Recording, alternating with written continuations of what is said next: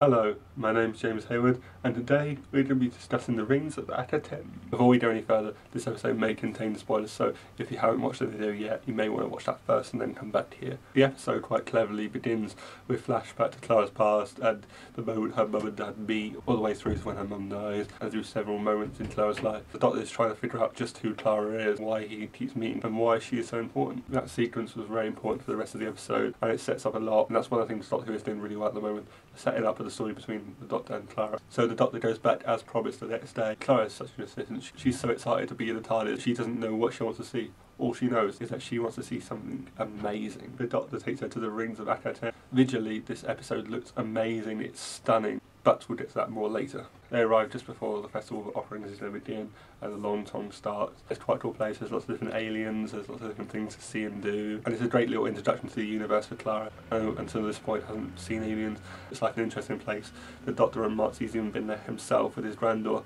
A nice reference to the first Doctor, and considering Doctor Who is in its 50th year, there's going to be a lot more references to previous Doctors and to the past of Doctor Who itself. But it's not long until there's trouble afoot, and Clara notices that a little girl is in need and helps her overcome her fears. And this is where we meet Mary DeLelle. Played by Amelia Jones. She's really an actress and she does her role really well. Not long before things go south and the Doctor and Clara have to rescue Mary DeLelle with the message "We don't walk away," which is kind of similar to Series 5, The Beast Below episode.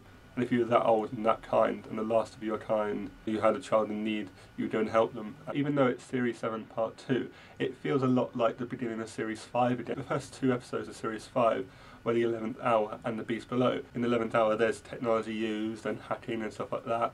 And in the first episode of Series 7 Part 2, there's also lots of hacking and computer stuff as well. And like the Series 5 Episode 2, The Beast Below, this episode, The Rings of Akhaten, the assistant learns about the Doctor and learns that you don't walk away and you help people in need. As well as promoting this message to the older fans, it also promotes this message to the newer fans as well and helps them understand just what Doctor Who is all about. So over the course of this series, I'm going to look at the progression of Series 5 as well to see how it relates. I'm going to see if they're doing something similar to Series 5 or whether they're going to put in a few little changes as well. But one thing that is different is that it looks a lot more polished in the Series 7 Part 2. The Doctor's wondering who Clara is and why she keeps popping up time and time again. I mean, Clara isn't the only assistant to come back several times and meet the Doctor again and again. Donna, for example, is an important example of this. What they aren't doing well, or at least as well as they should be, is the inclusion of the villains. So far in Series 7 Part 2, there is yet to be a decent baddie, and there's yet to be an enemy enough presence and enough power to be a main focus of the episode alongside the Doctor and his companion. I mean, we have had hints of a decent baddie with a great intelligence in episode 1. There is yet to be a decent bad guy in each episode. The Awakening of the Old God was interesting. The fact that it was his time and there's nothing they could do to stop it is an interesting idea. And I love the Doctor's speech at the end, and I love Clara's bit as well. It's not the greatest Doctor Who speech ever. It's not the Pandora speech. It's not the fire, the ice, and the heart, the sun speech either. But yeah, there hasn't been a decent bad guy yet that makes you want to hide behind your sofa. We need a baddie that's gripping and engaging and something for the Doctor to focus on. At the moment, while Doctor Who is doing very well, it is still missing something. I'm really looking forward to the next episode, the Cold War, and I hope there's a decent baddie in that. So let me know what you thought of the episode in the comments. Like, share and subscribe if you can. My name's James Hayward, thank you for watching, and I'll see you again next time.